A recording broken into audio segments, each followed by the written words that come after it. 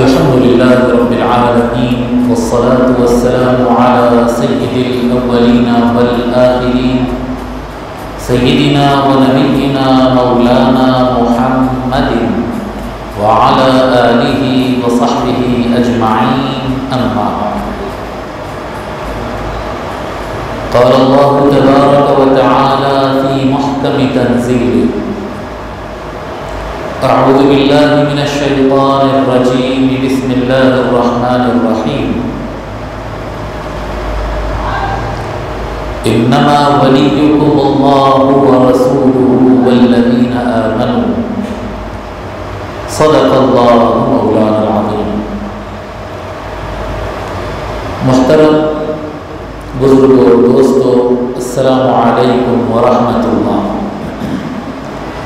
اللہ تبارک و تعالیٰ کا یہ عظیم فضل و احسان ہے کہ آج ہم جمعۃ المبارک کے موقع پر اللہ کے گھر میں جمع ہیں تاکہ ہم اپنے دین کو سمجھ سکیں اور عمل کر سکیں.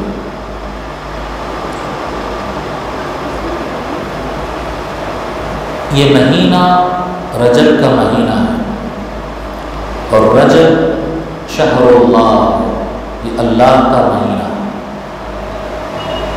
اس مہینے میں جیسا کہ ہم سابق میں بتائے تھے چند روز قبل، کہ اس مہینے میں بہت سارے اللہ والوں کا تذکرہ ملتا ہے.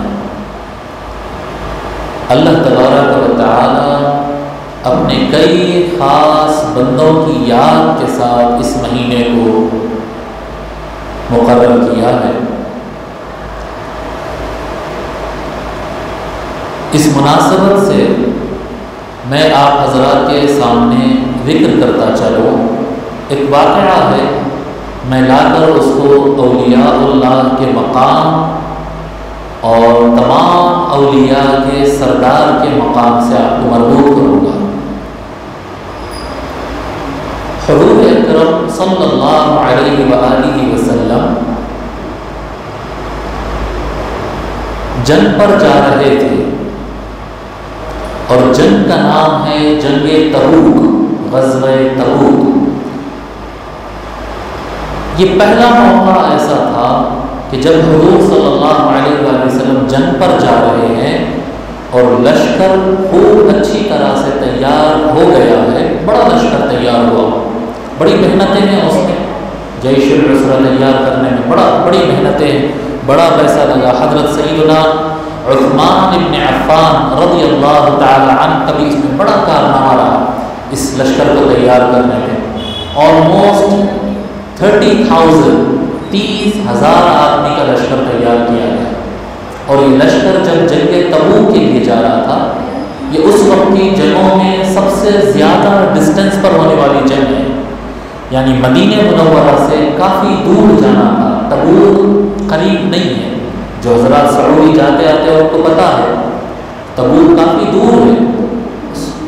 ان علاقوں میں روم کے لشکر اس مسلمان ملک پر حملہ کرنے کے لیے، مدینے والوں پر حملہ کرنے کے لیے اپنے لشکر کو بھیج دیے تھے. جیسا اطلاع ملتی آقا صلی اللہ علیہ وسلم لشکر کو تیار کرتے اور تبوک کے لیے نکل پڑتے. جب آپ تشریف لے جا رہے تھے تو نکلنے سے پہلے حضور اکرم صلی اللہ علیہ وآلہ وسلم فرماتے کہ اے علی، مولا علی سے فرماتے ہیں، اے علی ایک کام کرو، آپ مدینے میں رک جاؤ، لشکر کے ساتھ مت چلو، فوج کے ساتھ آپ مت چلو، آپ مدینے میں رک جاؤ اور آپ جو ہے میری جو ذمہ داریاں ہیں مدینے کے اندر، یہاں کا نظم و ضبط، یہاں کا کنٹرول، یہاں کی مارکیٹ، یہاں کے کورٹ سسٹم، جسٹس سسٹم، یہاں کا جو بھی سسٹم ہے کنٹری کا، یہ سسٹم ایز اے ڈپٹی آپ یہ ساری ذمہ داریاں، میری ذمہ داریاں آپ سنبھالو اور میں لشکر لے کر جاتا ہوں. آپ لوگ تو جانتے ہیں کہ حضرت علی رضی اللہ تعالی عنہ وعلیہ السلام، حضرت علی رضی اللہ تعالیٰ عنہ کا معاملہ یہ ہے کہ ہر میدان جنگ میں سب سے زیادہ فرنٹ لائن میں رہنے والے اور سب سے زیادہ دشمن کو مار گرانے والے کا نام علی ابن ابی طالب ہے۔ علی سے بڑھ کر کوئی بہادر نہیں، علی سے بڑھ کر کوئی جوان نہیں، علی سے بڑھ کر کوئی جنگ جتانے والا نہیں، علی سے بڑھ کر سرکار کی اپنی جان قربان کرنے والا کوئی نہیں۔ جب حضرت علی سے، مولا علی سے سرکار فرماتے کہ اے علی آپ رک جاؤ مدینے میں اور یہ سارے سسٹم اور ارینجمنٹس آپ دیکھو، میں لشکر کو لے کر تبوک کے میدان میں جا رہا ہوں، تو مولا علی علیہ السلام فرماتے یا رسول اللہ خلفتنی مع النساء والصبیان، یا رسول اللہ عورتوں اور بچوں کے ساتھ میرے کو چھوڑ دے رہے ہیں۔ میدان مولا علی اور میدان یہ دو الگ کیسا ہو سکتے؟ لا فتح الا علی لا سیف الا ذو الفقار، جس زمانے نے یہ بات کو مانا ہے کہ علی جیسا مرد اور بہادر کوئی نہیں اور علی کی تلوار ذو الفقار جیسی کوئی تلوار نہیں، اور وہ تلوار والے بہادر کو آقا صلی اللہ علیہ وسلم فرما رہے ہیں آپ رہو سٹی میں رہو آپ۔ تو مولا علی فرمایا یا رسول اللہ آپ مجھے عورتوں اور بچوں کے ساتھ چھوڑ رہے ہیں، خلفتنی مع النساء والصبیان، آپ چھوڑ رہے ہیں، کاش مجھے بھی لے کے چلتے اور میں پھر بتاتا میدان میں جو بتانا ہے۔ تو آقا صلی اللہ علیہ وآلہ وسلم فرماتے، مولا علی علیہ السلام کے افسوس کو اور غم کو کم کرتے ہوئے فرماتے آقا صلی اللہ علیہ وسلم الا ترضى ان تكون الا ترضى بان تكون مني بمنزلة هارون من موسى، اے علی کیا آپ اس بات سے راضی نہیں، کیا آپ اس بات سے خوش نہیں کہ میں آپ کو اپنے ساتھ اس مقام پہ رکھ رہا ہوں جیسا موسیٰ علیہ السلام کے ساتھ ہارون علیہ السلام تھے۔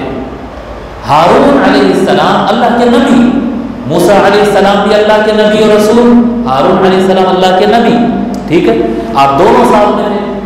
موسیٰ علیہ السلام کی جو ساری امت تھی وہ ساری امت میں ہارون، موسیٰ علیہ السلام کے بعد جو مقام تھا وہ ہارون علیہ السلام کا تھا، اور جب کبھی موسیٰ علیہ السلام اللہ کے حکم پر کہیں باہر جاتے تھے، کہیں اللہ کے حکم سے باہر جاتے ہیں، طور پر آیات لینے کی تورات حاصل کرنے کے لیے جاتے ہیں، جو بھی اللہ کی ذمہ داری ہے، اللہ جو ذمہ داری دیتا وہ ذمہ داری ادا کرنے جب جاتے تو اپنے مقام پر حضرت ہارون علیہ السلام کو اپنا جانشین اور ڈپٹی بنا کر جاتے، اور حضرت موسیٰ علیہ السلام کی جو کچھ ذمہ داری ہوتی وہ حضرت ہارون علیہ السلام نبھاتے۔ تو اے علی، جس طرح سے موسیٰ کی ذمہ داریاں ہارون نبھاتے تھے، جس طرح سے موسیٰ کے بعد ہارون کو مقام دیا گیا ہے، کیا آپ اس بات سے راضی نہیں ہیں کہ میرے بعد وہی ذمہ داریاں آپ نبھاؤ؟ تو آقا صلی اللہ علیہ وآلہ وسلم کی اس فرمان سے مولا علی علیہ السلام مطمئن ہو جاتے اور مدینے میں رک جاتے، اور حضور صلی اللہ علیہ وآلہ وسلم مدینے میں مولا علی علیہ السلام کو پہلے کیوں نہیں چھوڑے؟ پہلے بھی تو بہت جنگ ہوئی نا، جنگ خیبر ہوئی، فتح مکہ ہوئی، حنین ہوئی، طائف ہوئی، احد ہوئی، بدر ہوئی، خندق ہوئی، بہت سارے جنگ ہوئے، لیکن کوئی جنگ میں مولا علی کو مدینے میں چھوڑنے کی ضرورت نہیں محسوس ہوئی۔ اس مرتبہ کیوں ضرورت محسوس ہوئی؟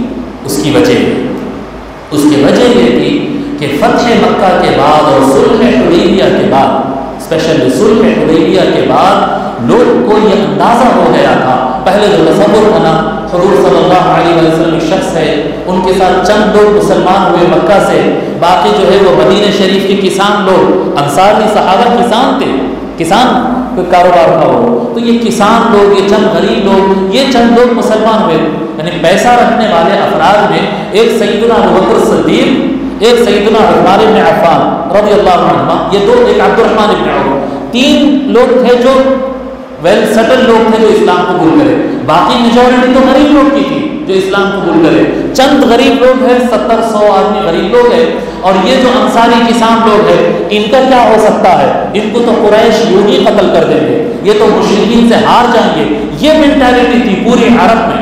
معلوم سب کو تھا کہ ایک شخص اٹھا ہے جس کا نام محمد ہے، وہ دعویٰ کرتا ہے کہ وہ اللہ کا رسول ہے، اور اس کے پاس کلام ہے جس کلام کا کوئی جواب نہیں دے سکتا ہے، وہ اس کے ہاتھوں پر معجزات نظر آتے ہیں، وہ چاند کو 2 ٹکڑے کرا، وہ درختوں کو چلا کر دکھا دیا، وہ کنکریوں سے کلمہ پڑھا دیا، یہ سب جو دنیا جانتی۔ 40 سال نبوت سے پہلے زندگی میں کوئی ایک کمزوری، نہ زندگی میں کبھی جھوٹ کہا، نہ زندگی میں کوئی بری عادت تھی، کبھی زندگی میں کوئی غلطی نہیں ہوئی. ایک ایسا پاک صاف انسان جس کے اعلان اسلام سے قبل جس کی کوئی غلطی نہیں بتا سکتا، اعلان اسلام کے بعد معجزوں پر معجزے ظاہر ہو رہے، اس کے باوجود بڑی تعداد وہ تھی جو کلمہ نہیں پڑھی تھی. تھوڑے سے کلمہ پڑھے سے والے، اسلام قبول کرے سے والے تھوڑے لوگ تھے، کلمہ پڑھنے والے تھوڑے لوگ تھے. جی سب کا اندازہ یہ تھا کہ وہ صحیح ہے غلط ہے اپنی جگہ، لیکن مکہ والے تو ان کو ہرا دیں گے اور ان کا تھوڑے دن میں قتل ہو جاتا اور یہ اسلام ختم ہو جائے گا. سب کے ذہن میں یہ تھا.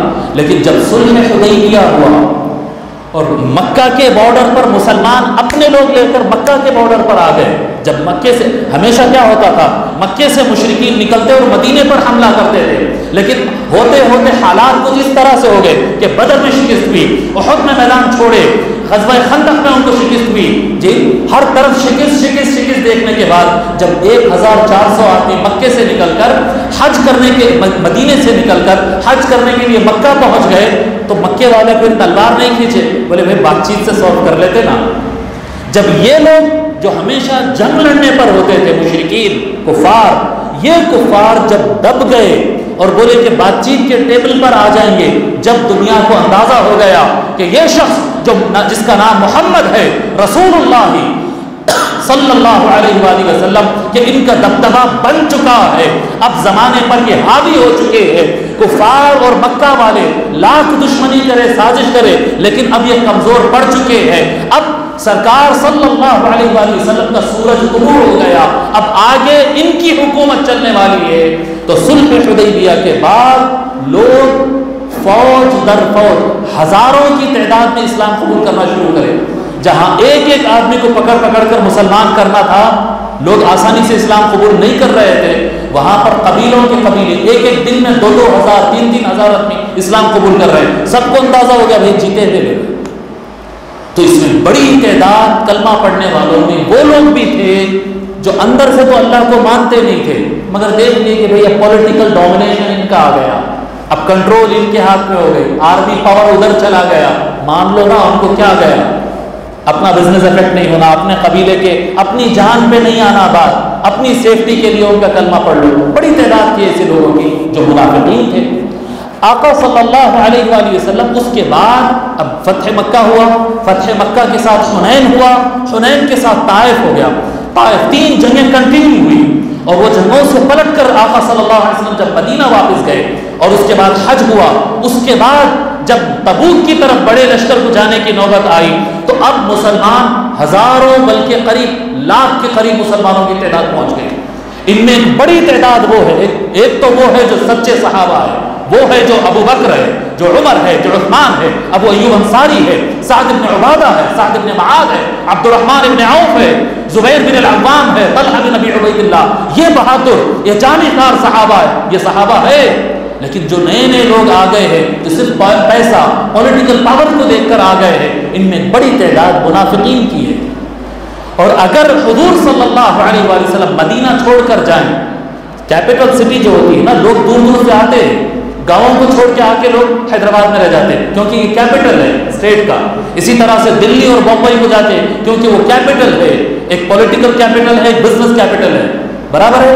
تو اسی طرح سے بڑی تعداد میں لوگ مائگریٹ ہو کر، کیونکہ کیپٹل سٹی مدینہ تھی، اسلامک کنٹری کی کیپٹل سٹی مدینہ تھی، تو بڑی تعداد میں لوگ جمع ہوتے اور جمع ہوتے چلے جاتے، کثرت سے آ گئے. تو ان میں بہت تعداد دنیا کے پجاری، پیسوں کے پجاری اور منافقین بھی بہت آ کے رہ گئے. کلمہ پڑھ لیے ظاہر میں، نمازوں کو آ رہے جا رہے، آپ ان کو مسلمان نہیں کہہ سکتے، لیکن سرکار کو اندازہ ہے، سرکار ہر بات جانتے ہیں کہ کتنے مومن ہیں اور کتنے ہزاروں کی تعداد میں منافق بھی ہے. ایسی سچویشن میں مدینہ شریف چھوڑ کر بڑی جنگ پر جانا ہے. 30,000 کا لشکر سرکار کی حیات مبارکہ میں کبھی بھی تیار نہیں ہوا تھا، کیونکہ روم سے لڑنا تھا. لڑائی چھوٹی نہیں تھی، لشکر بڑا چاہیے، وفادار چاہیے. تو اب اس لشکر میں سرکار کے ساتھ سارے بڑے صحابہ جا رہے ہیں، سارے سینئر صحابہ جا رہے ہیں، وہ صحابہ کرام جن پر آقا صلی اللہ علیہ وآلہ وسلم کو 100% بھروسہ ہے، جو سرکار کے لیے اپنی جان نچھاور کرتے ہیں، وہ سارے صحابہ جا رہے ہیں. ہزاروں کی تعداد میں منافق، بدماش اور دنیا طلب لوگ مدینے میں آ کے رہنا شروع کر دیے. اگر سارے کے سارے لوگ نکل کر چلے گئے تو مدینہ سنبھالے گا کون؟ سنبھالے گا کون؟ ایسی سچویشن میں ایک ہم زیادہ لوگ کو چھوڑ نہیں سکتے کیونکہ جنگ بڑی ہے، وفاداروں کی وہاں پر ضرورت زیادہ ہے، لیکن اگر یہاں پر کوئی ایک بھی طاقتور شخص نہ رہے تو مدینہ میں پولیٹیکل انسٹیبلٹی آ سکتی ہے، سیاسی کیا کہتے ہیں فساد شروع ہو سکتا ہے، دشمن یہ موقع دیکھتا کہ سارے بڑے لوگ غیر موجود ہیں، اب کرو جو کرنا ہے۔ تو آقا صلی اللہ علیہ وآلہ وسلم سارے اکابر کو، سارے وفاداروں کو میدان جنگ میں لے جاتے ہیں اور فرماتے ہیں علی آپ یہاں پر بیٹھ جاؤ میری جگہ پر، کہ علی کے رہتے ہوئے کوئی منافق کی کچھ نہیں چل سکتی ہے، علی کے رہتے ہوئے کوئی منافق پر نہیں مار سکتا، علی ولی اللہ، یہ مولا علی علیہ السلام کا مقام۔ اس وقت سے حالات اس طرح سے ہو گئے، حالات اور واقعی میں ویسے ہی ہوا، میدان جنگ میں گئے، کافی دیر انتظار کرے، لشکر آیا اور بھاگ گیا دشمن کا، کیونکہ وہ لوگ روم کے علاقے کے لوگ تھے اور وہ کیا کہتے ہیں ٹھنڈے علاقوں کے رہنے والے تھے۔ جب عرب کے ریگستان میں وہ اترے تو ان کی فوج یہ ریتی کو اس کو تاب نہیں لا سکی، جنگ شروع ہونے سے پہلے وہ لوگ ڈی مورلائز ہو گئے، کمزور پڑ گئے اور میدان چھوڑ کر وہ لوگ بھاگ گئے، کلیش ہوا ہی نہیں، لڑائی ہوئی نہیں، پہلے ہی میدان چھوڑ کر بھاگ گئے۔ آقا صلی اللہ علیہ وسلم واپس تشریف لا دیے جنگ تبوک سے۔ اس کے بعد کچھ وقت گزرا، آقا صلی اللہ علیہ وآلہ وسلم مولا علی کو فرمائیں کہ علی ایک کام کرو، آپ یمن کی طرف جاؤ، آپ یمن کی طرف جاؤ، وہاں پر لوگ میں تبلیغ کرو، لوگ کو اسلام پھیلاؤ، وہاں پر ہمدان بڑا قبیلہ تھا، وہ قبیلے میں کام کرو جا کر، وہ لوگ کو اسلام سمجھاؤ، اور بڑے لشکر کو بڑی تعداد لوگ کے ساتھ میں لے کر سرکار ان کو ادھر یمن کی طرف بھیج دیتے۔ اور آقا صلی اللہ علیہ وآلہ وسلم کچھ ٹائم گزارنے کے بعد مکے کی طرف حج کے لیے روانہ ہوتے ہیں۔ یہ کون سا ٹائم ہے؟ یہ 10 ہجری ہے، یعنی سرکار صلی اللہ علیہ وآلہ وسلم کا آخری ظاہری حیات کا آخری سال مبارک۔ آقا صلی اللہ علیہ وسلم حج کے لیے گئے، حجۃ الوداع کے لیے۔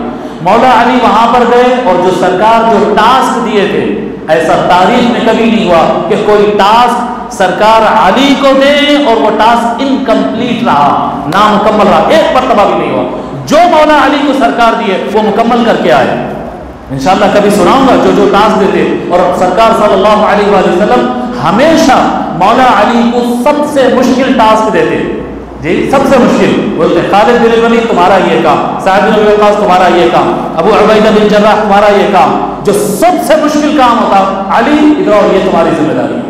شروع سے ڈے 1 سے آخر تک، شب ہجرت میں بستر پر لٹانے سے لے کر میدان ولایت میں کھڑے کرنے تک ہمیشہ سب سے مشکل ٹاسک مولا علی کو دیتے رہے، اور کبھی ایسا نہیں ہوا کہ مولا علی ذمہ داری لیے اور انکمپلیٹ اور ادھورا رہ گیا، نہیں، سرکار نے دیا اور وہ مکمل کر کے آئے۔ جو یمن کو جس ذمہ داری سے آقا صلی اللہ علیہ وسلم بھیجے، پورے یمن کے وہ سارے قبائل جن کا آقا نے نام لے کر بھیجا تھا، وہ سارے قبائل کو مسلمان کر کے پلٹ کے مولا علیہ السلام سیدھا مکہ آ جاتے۔ ادھر سرکار مدینے سے مکے کی طرف گئے حج کرنے کے لیے، ادھر مولا علی علیہ السلام یمن سے ڈائریکٹ مکے کو آ گئے۔ اب جو ان کے ساتھ تھے، کافی لوگ تھے ساتھ میں سفر میں یمن کے، مولا علی علیہ السلام انتہائی متقی، بہت زیادہ اللہ کو یاد کرنے والے، بہت نمازیں پڑھنے والے، روزے رکھنے والے۔ ام المؤمنین عائشہ رضی اللہ عنہا فرماتی ان کان ما علمت انه كان صواما وقواما او كما قال علیہ السلام، جہاں تک میں علی کو جانتی ہوں وہ سب سے زیادہ، بہت زیادہ روزے رکھنے والے اور بہت زیادہ راتوں کو عبادت کرنے والے۔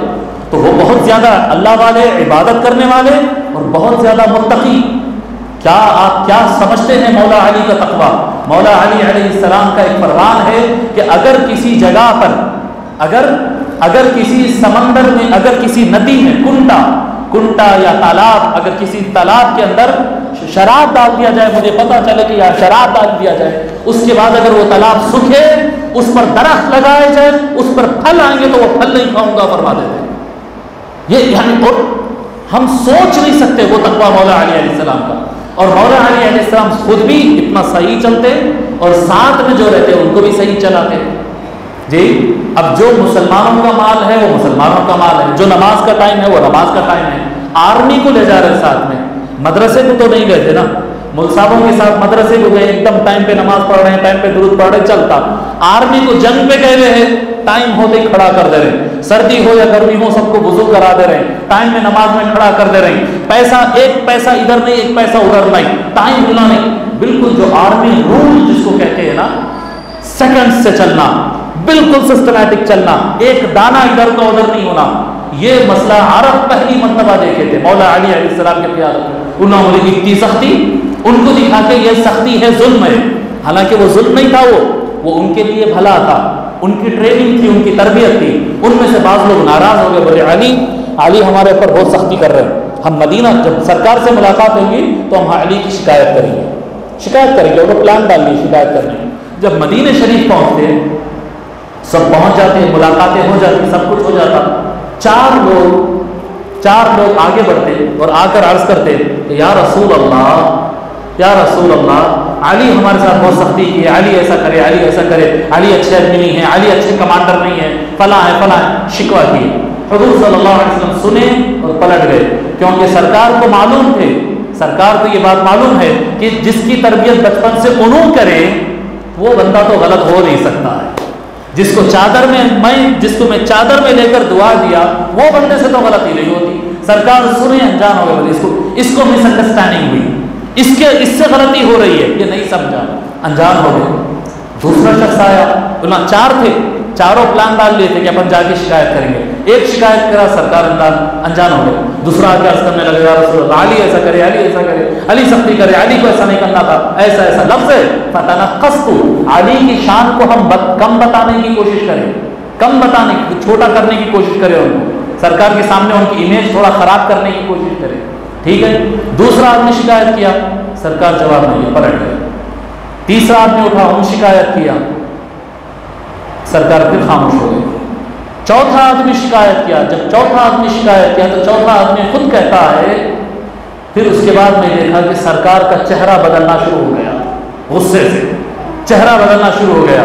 اور آقا صلی اللہ علیہ وآلہ وسلم 3 مرتبہ فرمایا، ماذا تريدون من علی، ما تريدون من علی، کیا چاہتے ہو تم علی سے، کیوں کر رہے ہو اس طرح کی باتیں، کیا چاہتے ہو تم علی سے، کیا چاہتے ہو تم علی سے.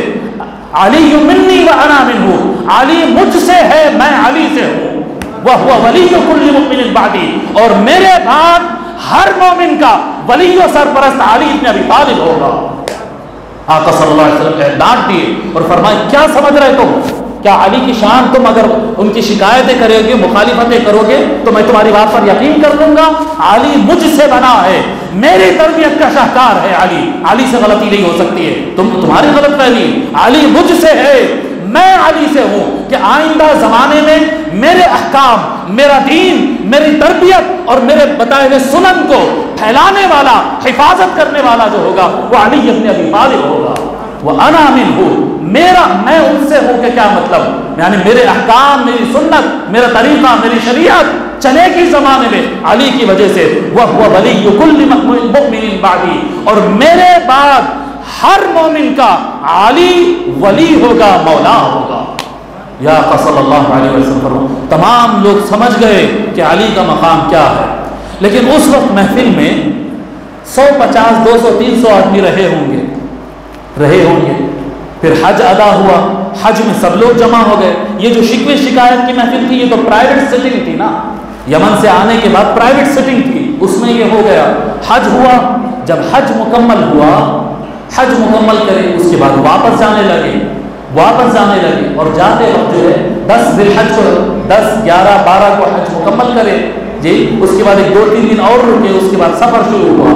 18 ذی الحج آئی، جا رہے تھے سفر میں سرکار صلی اللہ علیہ وآلہ وسلم اور ان کے ساتھ جتنے لوگ مدینے سے آئے تھے اور جتنے لوگ اطراف گاؤں سے آئے تھے، مدینے کے قریب کے گاؤں سے جتنے لوگ آئے تھے، تقریباً تمام بڑے صحابہ اس کے اندر موجود تھے. پورے بڑے صحابہ، بڑے صحابیات سارے اس کے اندر موجود تھے. علماء کرام جو اسکالرس ہیں، اس کے اوپر ریسرچ کرنے والے بتاتے ہیں کہ 50 to 70,000 کا گیدرنگ تھا. سرکار کے ساتھ جو لوگ واپس جا رہے تھے 50 سے 70 ہزار، کیونکہ جو لوگ حج کر رہے تھے وہ 1 لاکھ سے زیادہ تھے. ٹوٹل حاجی جو ہے اس زمانے میں 1 لاکھ سے زیادہ لوگ حج کیے تھے. جب پلٹ کر واپس جا رہے تھے تو 50 سے 70 ہزار کے درمیان کی یہ تعداد تھی. غدیر خم کا مقام آیا, وہاں پر اللہ کے رسول صلی اللہ علیہ وآلہ وسلم منبر پر تشریف فرما. جی میں بہت شوق کر کے بتا رہا ہوں, آقا صلی اللہ علیہ وآلہ وسلم منبر پر تشریف فرما ہو. پہلے حضرت بلال کو حکم دیے ظہر کی نماز کے لیے, سارے لوگ کو جمع کرو, دھوپ کا ٹائم ہے لیکن فرمایا سارے لوگ کو جمع کرو. 5 بڑے بڑے درخت تھے وہاں پر اور چٹانیں تھی وہاں پر.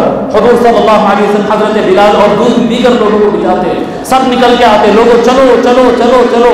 میدان جھاڑا جاتا, پورے 50 سے 70 ہزار کا مجمع صفے بنا کر کھڑا ہے. آقا صلی اللہ علیہ وآلہ وسلم نماز پڑھاتے اور نماز پڑھانے کے بعد اوپر پہاڑ پر چٹان پر چڑھ جاتے, ایک اونچے مقام پر چٹان پر چڑھ جاتے اور زمانہ دیکھ رہا تھا کہ ساتھ میں علی کو لے کر چڑھتے. کہتے علی ساتھ میں آؤ, ہاتھ پکڑ کر مولا علی کو ساتھ میں لے جاتے اور اوپر کھڑے ہو کر خدا فرماتے, اللہ کی شان بیان کرتے, حمد و ثنا بیان کرتے. اس کے بعد فرماتے کہ لوگوں قریب ہے وہ وقت, قریب ہے وہ وقت کہ انی اوشک لأن ادعا فاجیب. قریب ہے وقت کہ مجھے اللہ کی طرف سے بلاوا آئے گا اور میں اللہ کو لبیک کہہ کے اس دنیا کو الوداع کہہ دوں گا, اللہ کے پاس چلا جاؤں گا. یہ وقت بالکل قریب ہے. اور وانی تارک فیکم الثقلان, اور میں تمہارے درمیان 2 سب سے وزندار چیزیں چھوڑ رہا ہوں. 2 سب سے وزندار. اللہ کے رسول صلی اللہ علیہ وآلہ وسلم ہم کو قرآن دیے, نماز دیے, روزہ دیے, زکوٰۃ دیے, حج دیے, اخلاق دیے, والدین کی اطاعت دیے, پڑوس کے حقوق دیے, نکاح و طلاق کے مسائل دیے, تجارت اور قرض کے نظام دیے. کیا شعبہ ہے زندگی کا جو چھوڑے؟ سرکار ہر چیز عطا کیے لیکن اس میں فرما رہے جو کچھ میں تم کو عطا کیا ہوں اس میں سب سے وزندار انی تارک فیکم الثقلان, میں تمہارے درمیان سب سے وزندار 2 چیزیں چھوڑ رہا ہوں. ما ان تمسکتم بہما لن تضلوا, کہ اگر تم ان دونوں چیزوں کو تھام لو تو تم کبھی گمراہ نہیں ہوگے. یہ سب سے زیادہ امپورٹنٹ 2 وزندار چیزیں ہیں. ایک صحابی آواز لگاتے وَمَا الثَّقَلَانِ یا رسول اللہ, یا رسول اللہ یہ بتائیے کہ یہ سب سے زیادہ امپورٹنٹ, سب سے زیادہ وزندار 2 چیزیں کیا ہے؟ آقا صلی اللہ علیہ وآلہ وسلم فرماتے احدہما کتاب اللہ, ان میں سے ایک اللہ کی کتاب ہے, قرآن کریم ہے. یہ حبل اللہ ما بین السماء والارض, یہ اللہ کی رسی ہے بندوں اور خدا کے درمیان, زمین اور آسمان کے معاملات کو جوڑنے والی یہ کتاب ہے. یہ سب سے پہلے ہے اس کو پکڑے رہنا, اس کو تھامے رہنا, اس کی تلاوت کرنا, اس کو سمجھنا, اس کی اقتداء کرنا, تم اس کو مضبوطی سے تھامے رہنا. والثانی اہل بیتی عطرتی, اور دوسری سب سے وزندار چیز ہے میرے اہل بیت, میرا گھرانہ, میرا اہل بیت میرا گھرانہ. یہ سب سے وزندار, قرآن اور اہل بیت یہ سب سے وزندار 2 چیزیں ہیں. اے مومنو, اے ایمان والو, ان کو تھامنا تمہارے اوپر لازم ہے, فرض ہے. اور اللہ تبارک اور آگے فرماتے ہیں جی تم دیکھو اپنے معاملے کے اندر, تم دیکھو اپنے ایمان میں, اپنی سنت میں, اپنی زندگی میں, اپنے لائف میں ان دونوں چیزوں کا کس طرح سے خیال کرتے ہو. دیکھو تم اہل بیت کا کتنا خیال کرتے ہو. 4 مرتبہ دہرائے سرکار یہ لفظ. دیکھو میرے بعد تم اہل بیت کا کتنا خیال کرتے ہو, کتنا ان سے تعلق مضبوط رکھتے ہو, تمہارا کنیکشن میرے اہل بیت سے کس طرح سے ہوگا. اس کے بعد آگے فرماتے ہیں اے ایمان والو, کیا میں تم سب کا مولا, آقا, مالک نہیں ہوں؟ الست اولا بالمؤمنین من انفسہم, تمہاری جانوں سے زیادہ میں تمہارا آقا, مولا اور مالک نہیں ہوں؟ سارے صحابہ کہے بلا یا رسول اللہ, ہاں یا رسول اللہ, آپ ہمارے سردار, آپ ہمارے آقا, آپ ہمارے مالک و مولا ہے. حضور صلی اللہ علیہ وآلہ وسلم مولا علی کا ہاتھ اٹھاتے ہیں اور کہتے ہیں فمن کنت مولاہ فہذا علی مولا. تو یہ بات سن لو, اگر تم مجھے اپنا مالک و آقا اور مولا سمجھتے ہو تو میں جس کا مالک و مولا ہوں علی اس کا مالک و مولا ہے. فمن کنت مولاہ فہذا علی مولا.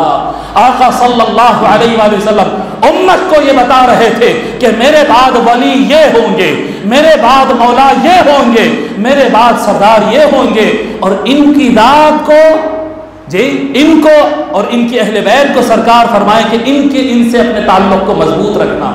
لوگوں اپنے دلوں کے اندر جھانکو, اپنی محاسبہ کرو. سرکار نے جو احکام دیے ہیں ہم کئی سنتوں پر عمل کرتے ہیں، بڑی اچھی بات ہے. کئی حکم شریعت پر عمل کرتے ہیں، بہت اچھی بات ہے. پر کیا قرآن سے اور اہل بیت سے جیسا تعلق ہمارا ہونا تھا ہوا، یا ہم اس معاملے میں کمزور رہ گئے؟ وقت بالکل نہیں ہے، اس لیے آپ کو صاف بتا رہا ہوں کہ اہل بیت سے ہمارا تعلق مزید مضبوط ہونے کی ضرورت ہے. اہل بیت سے محبت، اور اہل بیت کی بالخصوص سب سے اوپر شخصیت جو ہے مولا علی ابن ابی طالب علیہ السلام، جی حضرت علی ابن ابی طالب رضی اللہ تعالیٰ، ان سے ہمارا تعلق کیسا ہے، ان کی شان کیا ہے، ان کی خصوصیت کیا ہے. انشاءاللہ تعالیٰ آج رات درگاہ حضرت سید شاہ نور الدین قمیسی رحمۃ اللہ علیہ میں یہاں پر پیچھے بارگاہ ہے، انشاءاللہ تعالیٰ آج رات جلسہ ہے. نماز عشاء کی امیڈیٹ بعد جلسہ شروع ہوگا. آپ حضرات کو یہ بات اطلاع کر دوں، میں روایتی آدمی نہیں ہوں کہ بعد عشاء کا اعلان ہو اور جلسہ 10 ساڑھے 10 کو شروع ہو رہا اور رات میں 1 بجے تک چل رہا. نہیں، 10 ساڑھے 10 تک ہم جلسہ ختم کر دینے والے ہیں. نماز عشاء کے فوراً بعد آپ لوگ ضرور تشریف لائیے، سارے افراد آپ لوگ ضرور تشریف لائیے اور وہاں پر آئیے. میں آپ کو بتاتا ہوں، ویسے آقا صلی اللہ علیہ وآلہ وسلم کے تیار کردہ مولا علی علیہ السلام میں بے شمار خوبیاں، ان کے اوپر تو سیریز رکھے جا سکتے ہیں، مگر ان کی زندگی کا ایک پہلو، ایک شان جو شاید آپ پہلے سے نہیں جانتے، انشاءاللہ تعالی آج رات میں بیان کروں گا. دیگر علماء کرام کے بھی خطابات ہوں گے درگاہ شریف میں. آج رات نماز عشاء کے امیڈیٹ بعد انشاءاللہ تعالی 8 سوا 8 ساڑھے 8 تک جلسہ شروع ہو جائے گا انشاءاللہ تعالی. 8:30 پونے 9 تک میرا خطاب بھی شروع ہو جائے گا، اور جیسے کہ میں بتایا 10 ساڑھے 10 تک سب معاملہ ختم ہو جائے. اس کے اندر شان مولا علی علیہ السلام کو اللہ کے رسول نے کہاں رکھا، کیوں رکھا، کیا مقام ہے، کیوں ان کو اللہ تبارک و تعالیٰ نے یہ مرکزیت عطا فرمائی، کیوں ان کو فاتح ولایت بنایا ہے. انشاءاللہ تعالیٰ یہ مضمون پر میں گفتگو کروں گا. بڑی اہم ٹاپک ہے، جیسے کہ میں بتایا کہ یہ انتقالان کا مسئلہ ہے. یہ اسلام کے سرکار جو ہم کو دیے ہیں ان میں سے سب سے وزندار 2 چیزوں میں سے یہ ایک چیز ہے. اس کے اوپر انشاءاللہ تعالیٰ گفتگو کی. درگاہ شریف میں پروگرام ہے، آپ حضرات رات میں ٹائم پر ضرور آئے. انشاءاللہ تعالیٰ جلسے کے اختتام پہ تناول طعام کا بھی انتظام رہے گا، لیکن تناول طعام تو ضمن ہے، فاتحہ ہوگی، کھانا ہوگا، وہ ضمن ہے، لیکن آپ سیکھنے کی نیت سے آئے. جی جو 10 ساڑھے 10 کو آئے گا وہ جسٹ کھانا کھانے کے لیے آئے گا، اور میرے بھائیوں کھانا آپ کو کہیں پر بھی مل جاتا ہے، اس کا کوئی مسئلہ نہیں. جی آپ سیکھنے کی نیت سے آئیے، اور سیکھنے کی نیت سے آپ نماز عشاء پڑھ یا یہ مسجد میں یا درگاہ کی مسجد میں یا نماز عشاء پڑھنا اور فوراً درگاہ میں آ جانا. انشاءاللہ تعالی وقت پر پروگرام کریں گے اور جلد ختم کریں گے، اور انشاءاللہ تعالی آپ کے علم میں انشاءاللہ تعالی اضافہ ہوگا. اللہ تبارک و تعالی سے دعا ہے کہ مولا رب کریم ہمارے حال پہ کرم فرما. مولا رب کریم سرکار کے دیے ہوئے عظیم ترین اشیاء قرآن اور اہل بیت کو تھامنے کی توفیق عطا فرما، قرآن پڑھنے اور سمجھنے کی توفیق عطا فرما، اہل بیت سے سیکھنے کی توفیق عطا فرما. قرآن اور اہل بیت کی محبت ہمارے دلوں میں بسا دے، قرآن اور اہل بیت کی عظمت ہمارے دلوں میں بسا دے، قرآن اور اہل بیت کو سمجھنے کی توفیق عطا فرما. وما علینا الا البلاغ. جو سنت نہ کی